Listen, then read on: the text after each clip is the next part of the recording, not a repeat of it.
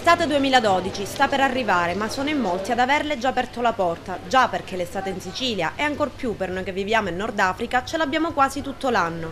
Quindi estate per chi non vive in vacanza da una vita è sinonimo di relax, divertimento, viaggio.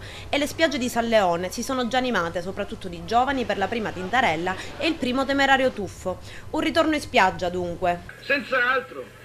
Per quest'anno non cambiare, vengo al mare per ciullare e come l'anno scorso c'è il pirla del bagnino.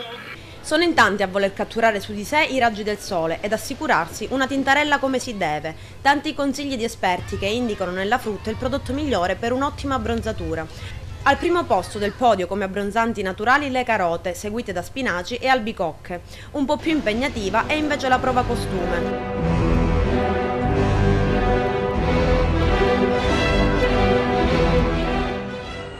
In questo periodo si è tutti un po' più sportivi, ma sportivi convinti. C'è chi si iscrive in palestra, c'è chi rispolvera dall'armadio la tuta per il footing mattutino o pomeridiano, si tirano fuori le biciclette e sono in tanti a correre per il lungomare di San Leone o il viale delle Dune per riprendere la forma perfetta. C'è chi per rimettersi il costume preferito dell'anno scorso o quello che ha appena comprato correrebbe pure attorno al tavolo di casa e con le bottiglie d'acqua in mano. E la dieta, ne vogliamo parlare?